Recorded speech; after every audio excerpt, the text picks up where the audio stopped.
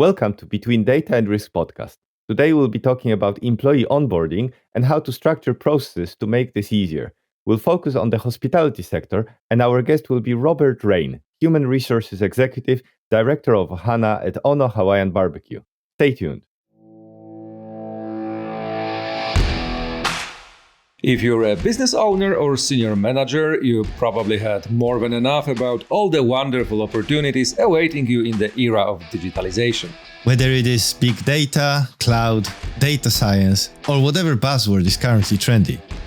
If you would like to hear someone dissecting these claims and showing you what it actually takes to improve business processes, you're in the right place. This is Between Data and Risk, where we discuss real-life examples of what works and what doesn't in the world of business operations. Hi, I'm your friendly neighborhood data guy, Dr. Marian, and with me is my co-host, Artur Cognition Shared Solutions Chief Risk and Strategy Officer. Hello. Welcome to this episode of Between Data and Risk. Today we'll be looking into processes and employee onboarding in the hospitality industry, and we're excited to have with us today our guest, Robert Raine, Human Resources Executive, Director of Ohana at Ono Hawaiian BBQ, who agreed to share his experience with us. Hello, Robert. Hi, how you guys doing? Great to be here. Yeah, we are, really excited. We are excited because the floor is yours. I had my 30 seconds. Okay, let's start with kind of explaining, because we've looked at different sectors in this podcast, and different sectors have their kind of specificities. We've always perceived the hospitality sector as being kind of special because we think, and this is where you can kind of prove us wrong or confirm, that it usually has a pretty high employee turnover, but it actually relies pretty strictly on processes, because that for me as a customer of the hospitality sector, oftentimes I rely on consistency of experience. Can you kind of explain to us how it works?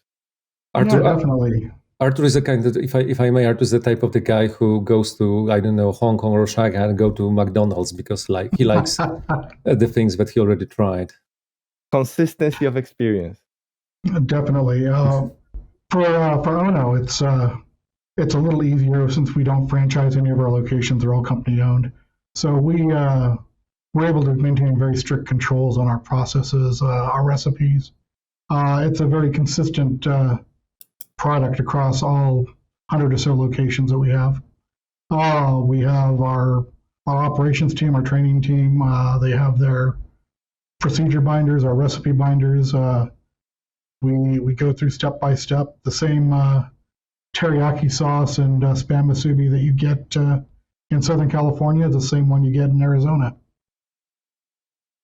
All right. Okay, so but it also means that all the employees need to be trained in the similar way. If you value consistency so much, definitely, then I guess does it pose any, I don't know, challenges? Or do people bring their habits from other working places, or like how do you ensure that? I guess it's not like a rooster, but it's an app that you put, shorts, or I don't know if it's still. Yeah, it's very short, and the customers are happy. Not that I have anything against rooster, but how do you ensure this consistency of experience? It's a lot of training. It's gotten a little easier with technology, Zoom, Microsoft Teams. We can have somebody here in our corporate office train people across the entire brand on the same process, same procedure. We do regular monthly trainings on how to prepare the food. It's a lot of high touch with our back of house cooks, who are really the heart and soul of the operation. But at the same time, we do focus on that front of house training, the customer experience, so that we have a consistent brand and a consistent message, a consistent taste across everything. I mean, it's in the past couple of years, because of the pandemic, we went from a face-to-face training model to more of an online training model. And there's advantages to that. There's some disadvantages. It's a little more difficult to create that personal one-on-one experience. Right. But as far as getting a message out to a large group, it's fantastic. There's still times where we'll go out in the field and talk to individuals and do some one-on-one training. But for the most part, most of our training is done on a large scale.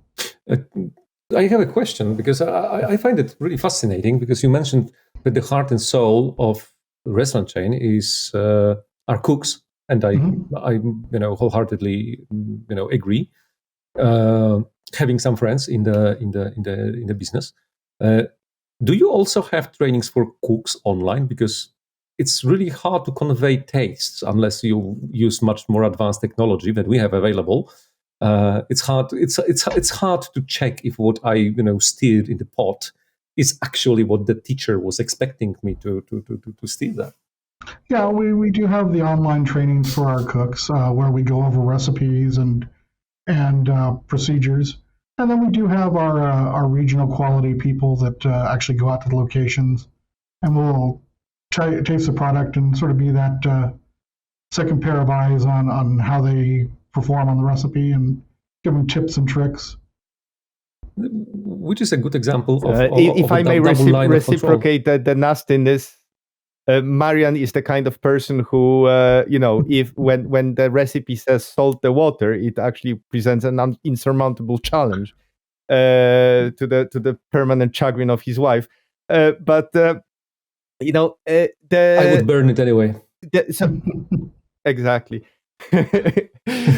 But then going into the kind of the delivery of training, you said that it's good to deliver it to a large number of people. I would like to kind of link it to something that you said before, and that is the absolute consistency. How do you then, or maybe not how, but do you provide any kind of differentiation between different locations depending on customer expectation, or do you kind of, is your goal 100% consistency across the chain? Our goal is 100% consistency. If we do introduce a new product, it's been tested and vetted here at our corporate office before it's rolled out to all the locations. There really is no variation when it comes to it. For somebody like me, if I'm cooking, I view the recipe as kind of a rough outline, so I'll throw in my own different twists on it. So I'd be a horrible cook here at Ono, but our cooks and our quality people are fantastic. They've got those recipes down, and even though they've been working with them for years, we just completed our 20th year in business here. They still focus on what's on the recipe sheet. They go step by step. They don't chalk it up to their memory and then make an inadvertent mistake. So they do a fantastic job. When we are talking about HQ and let's say this spread of the processes, you have 100 or so, couple hundred locations. How about business processes, business managers? Are you training them the same way? And what are the key processes that you learn that you need to really drill down? I guess it's also important to have consistency, but if some of our listeners are thinking of, let's say, opening maybe not a chain of restaurants, but different offices, like which processes from the business side do you consider like critical to be drilled down into a new location, and are there any areas where there is maybe some flexibility involved or space for let's say innovation, personal touch? Personal touch. Yeah, our operators 90% of them are internal promotions. They know how to run the restaurants. And that's really what we look for when we look for an operator. Everything else is secondary. I don't expect my operators to be an HR expert. That's what my team is here for. So as long as we give them a rough outline of what to do, what not to do, but we keep those lines of communication open so that if it's an HR issue, they know they can reach out to the HR team and get the right advice and what to do in the situation. On the flip side, when it comes to procedures on the operations end, it's a change for a lot of the people being promoted from say a store lead, shift manager up into a general manager, or district manager, or regional manager position. And we have processes and procedures in place that, as basic as on, every week at this time you're doing inventory, or you're checking sales at this time every day. We try to break it down to make it as easy as possible. We have these people because they're experts in running a restaurant. The business end of it, the HR end of it, that's something we can teach. And we have our standard processes and procedures that keep it consistent across the board. Mm-hmm. COVID, we got a little bit away from that, and now we're coming back to focus on that.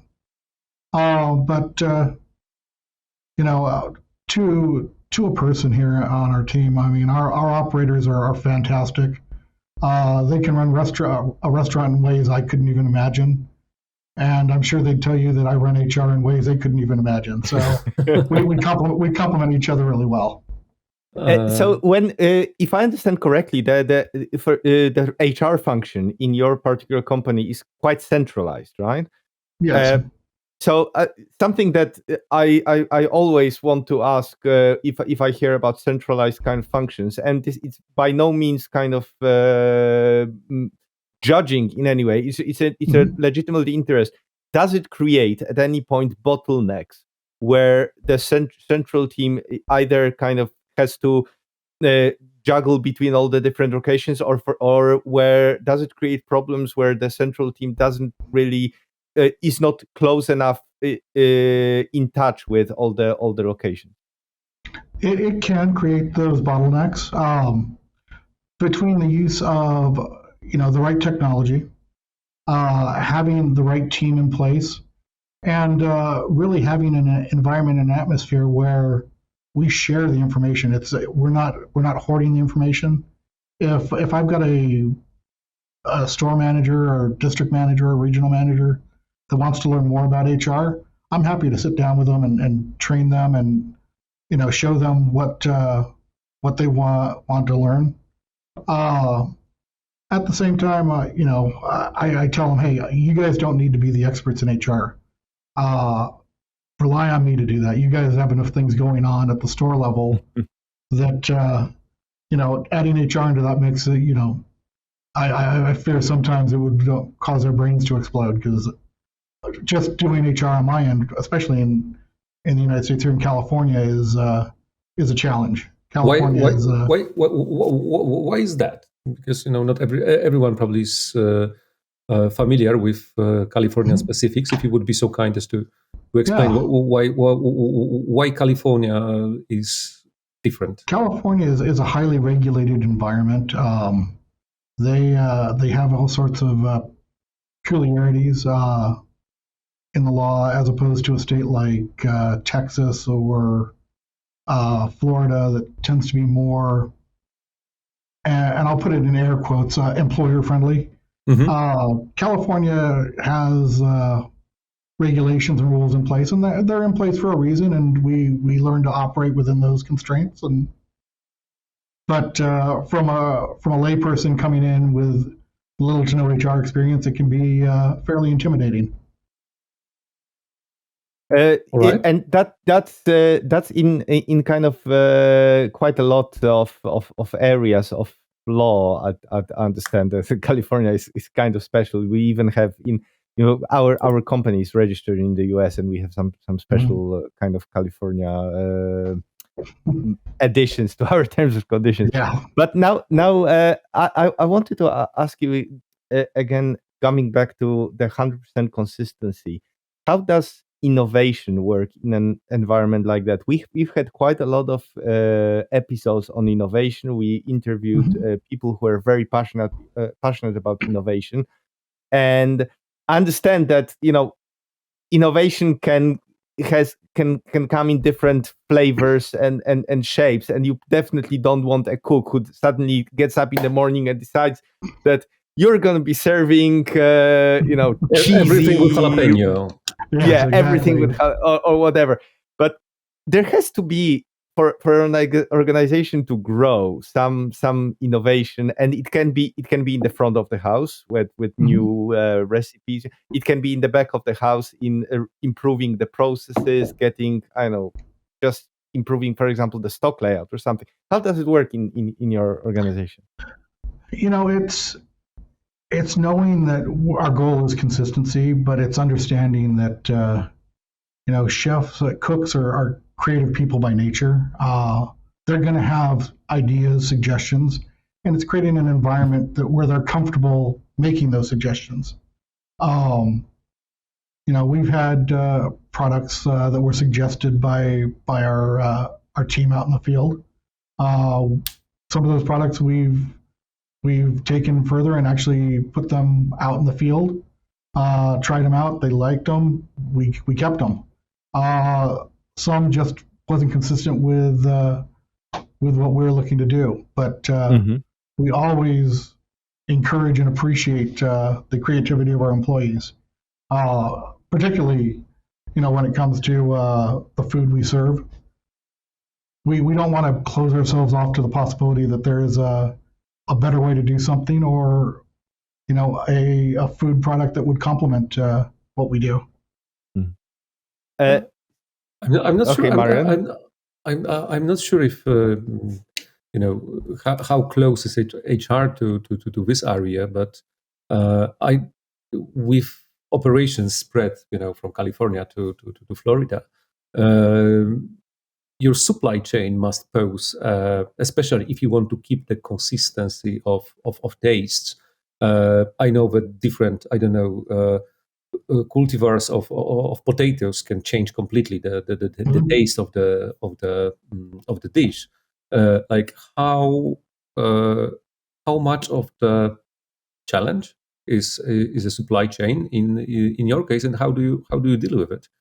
Well, from an HR standpoint, I have very little to do with the supply chain, but we do have purchasing managers that do a fantastic job sourcing our product. We have contracts with long-term suppliers that gets us our food, and a lot of it is we make a lot of almost 100% of our food from scratch, so we have a lot of control over that process and the procedures there. Go ahead. There is a lot of I guess if I may kind of guess, because this question has come out of understand a bit of a left field, but there's been a lot of talk recently about the supply chains of restaurants and the food wastage. So there's quite a lot of data involved, but going from data to risk, because I'm the risk guy, Marian is the data guy. I wanted to ask about the role of risk management, especially in onboarding.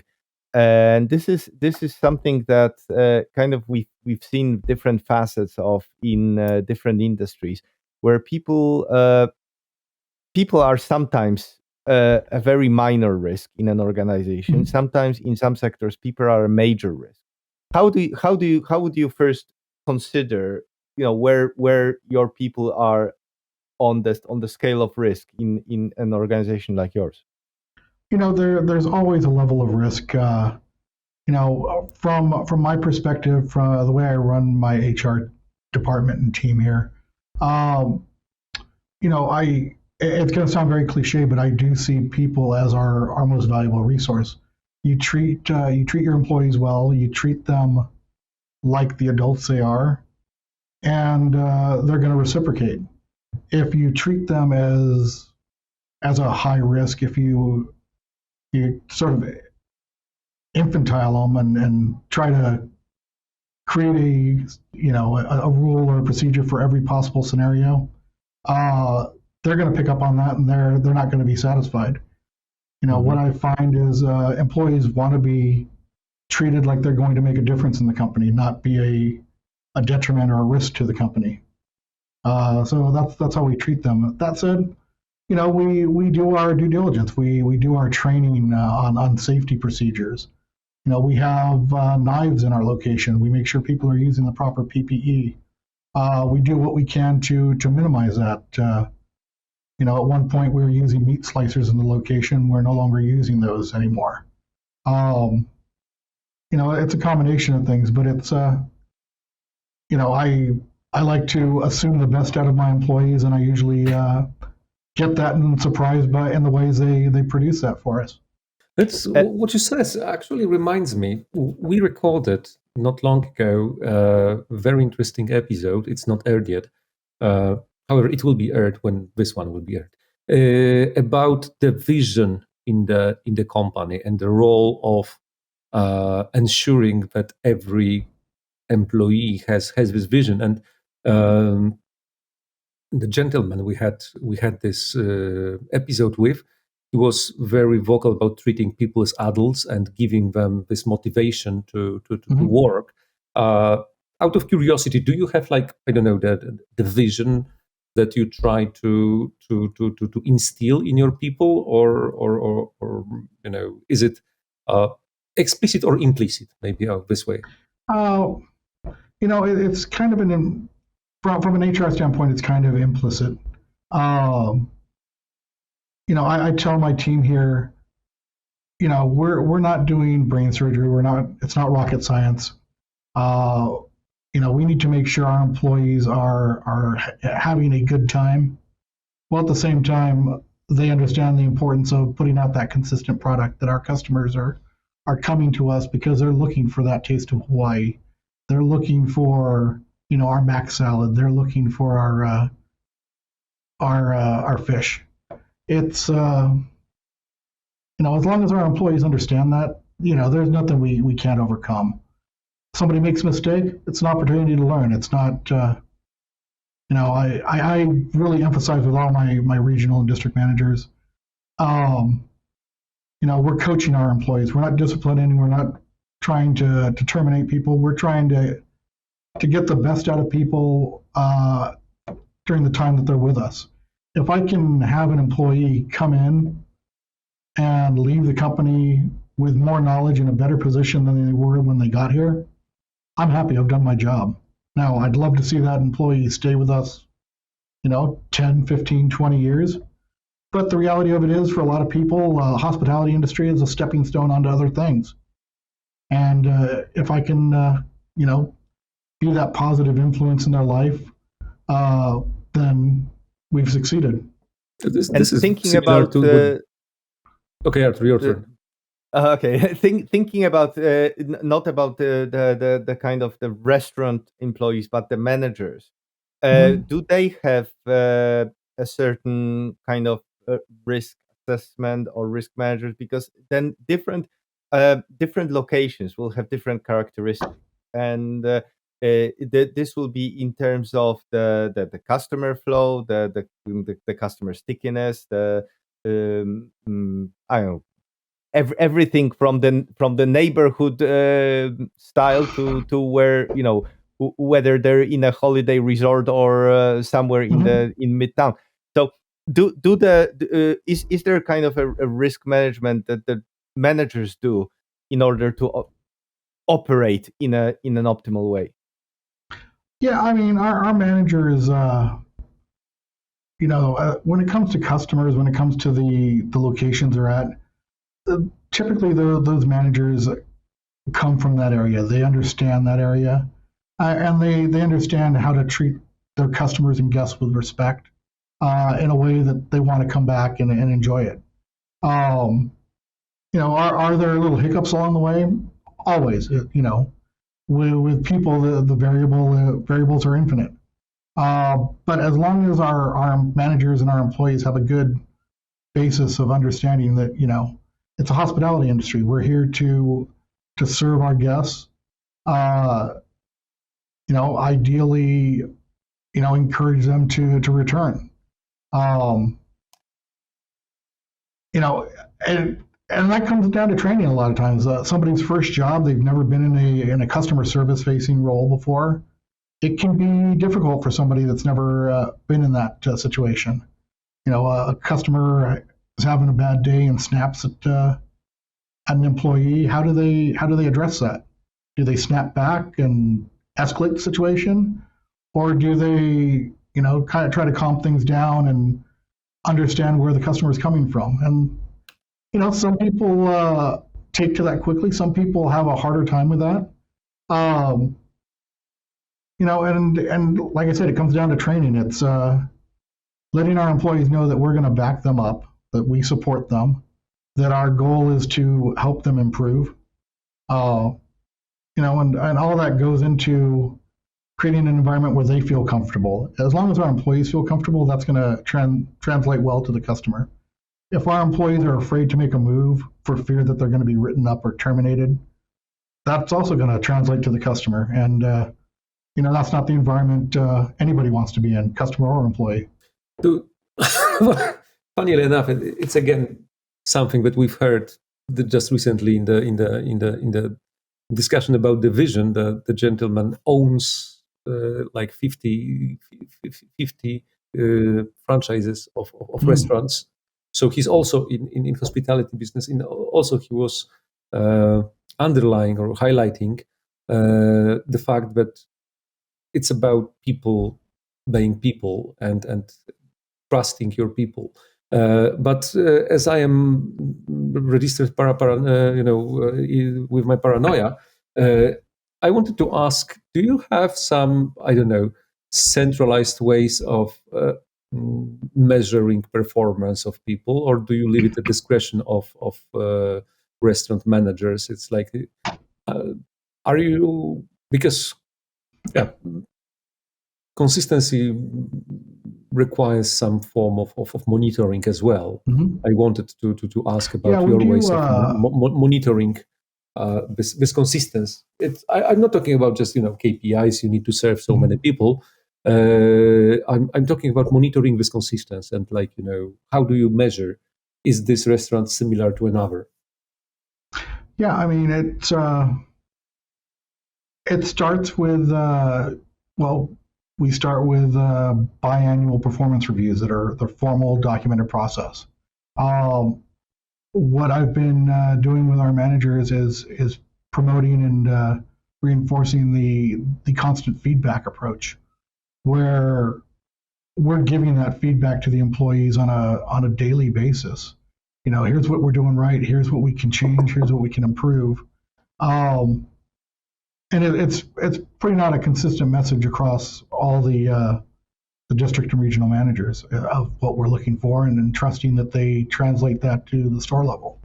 It's getting out in the field and actually visiting a location and observing how they're interacting, how they're performing.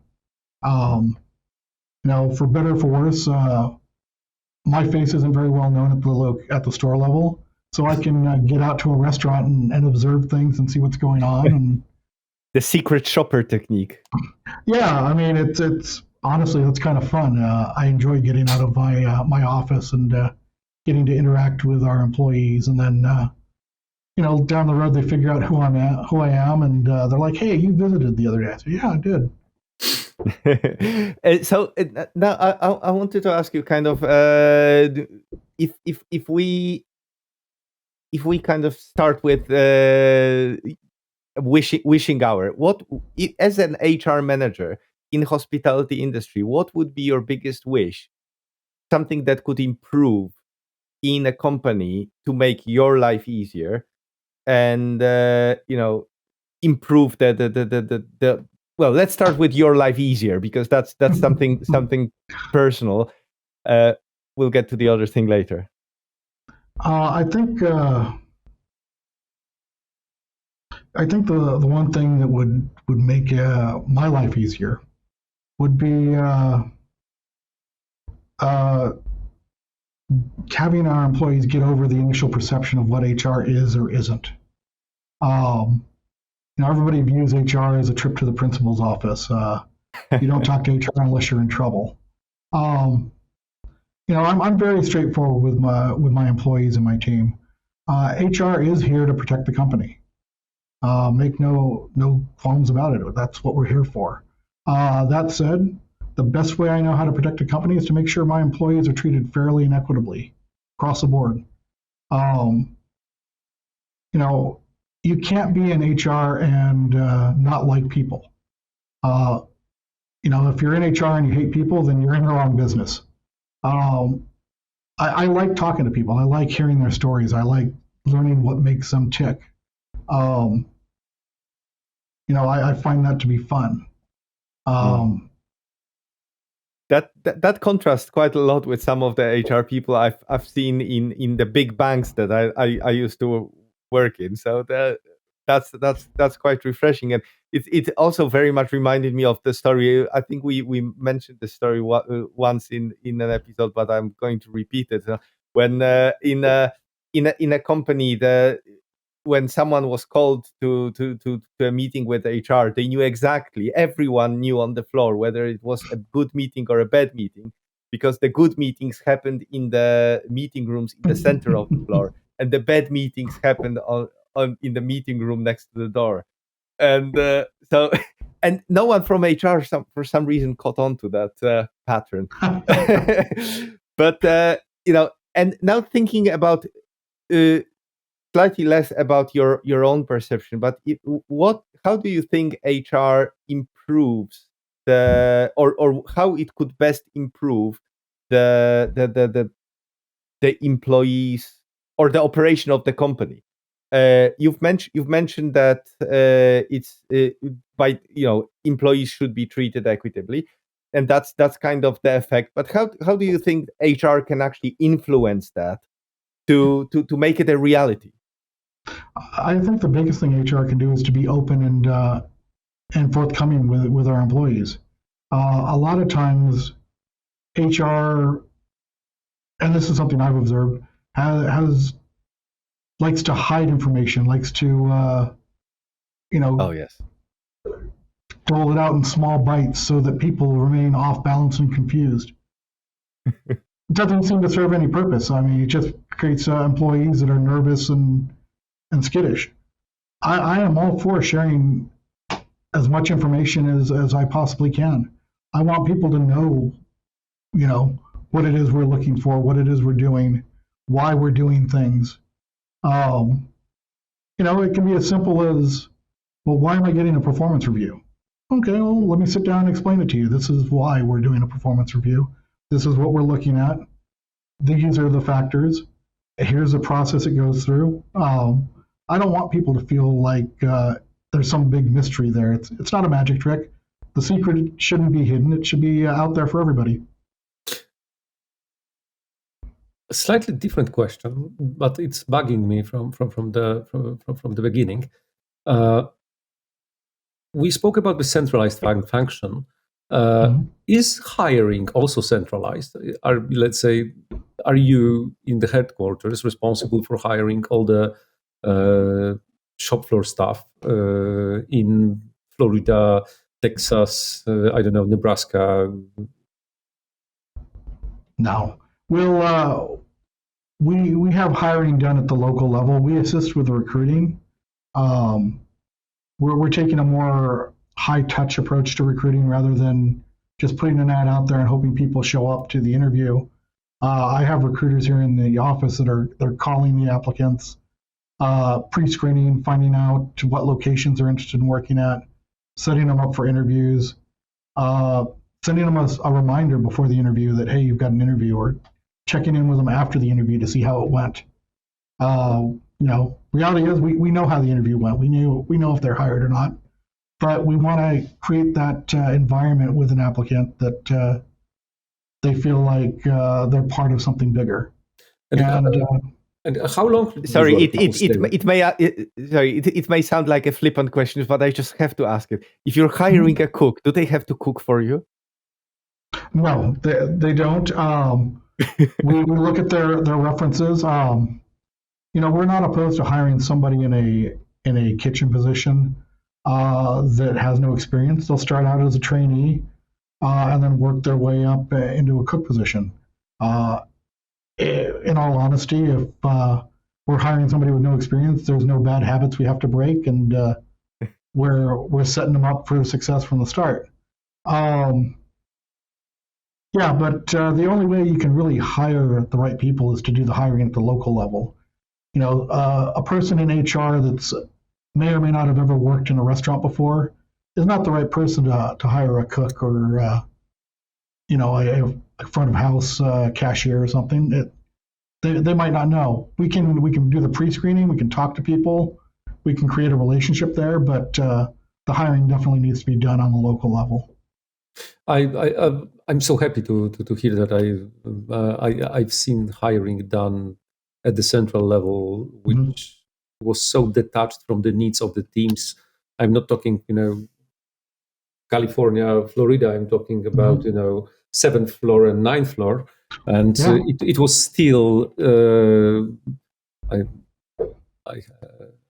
I experienced it firsthand. I guess the bigger the organization, the more detached it is, and it's also about clarity of the function. If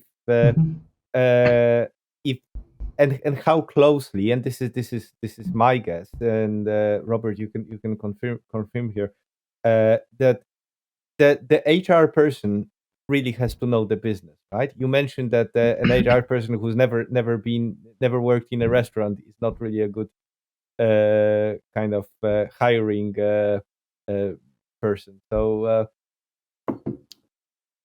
definitely. Do you actually, your team, do they actually go to restaurants? Do they actively look at the business? Yes. I've been in HR. Oh gosh, almost 17 years now. Most of that time has been in hospitality. Before I did that, I worked in hospitality. I did food and beverage at a theme park. I did customer service type roles. So I've got a basis of understanding. But even with that basis of understanding, at the various restaurant companies I've worked at, I like to get out there and spend some time in the restaurant learning what it is they do, because there's peculiarities for every operation. Just because the corporate store is set up one way, you might have a store 2 cities over that's half that size. Okay, how do we operate in that environment? Because you can't have as many people, but it's still doing the same volume. I encourage my team to get out there and spend time in the restaurants and actually, work a shift or get trained on a shift. I'm a dangerous person to have in the restaurant. They've intentionally keep me away from the grill. And for the best, I'm sure. But I like to get out there and then see what's going on and learn what's going on. And it's a good way to talk to the employees and really get a pulse on what's actually going on. Not that my regional and district managers don't tell me everything, but the information I hear is filtered through them. Everybody has personal biases, good, bad, or otherwise. So if you can get to the source and hear the information firsthand, it's always better. It's I have to admit, I always wanted to run a pub ever since I was old enough to drink. I thought that would be something where I would really want to retire and run a pub. And then I kind of looked into it and thought that's such a lot of work. Yeah. But I think everybody in the food and beverage industry has that dream of one day running a pub or a bar. And then you realize you really don't want to run it as much as just be the guy at the end of the bar that's there every night. Yes. Artur realized that he would have to leave some of the liquor to the clientele, and it was the breaking point of this dream. Yeah, unfortunately, it's I think it's been very interesting, especially since we've touched in this podcast on many different industries, but hospitality is something where we've actually we haven't explored it enough, and it's very peculiar type of industry because it surrounds us. Everyone has been a client at some point, unless they've been living in a hole.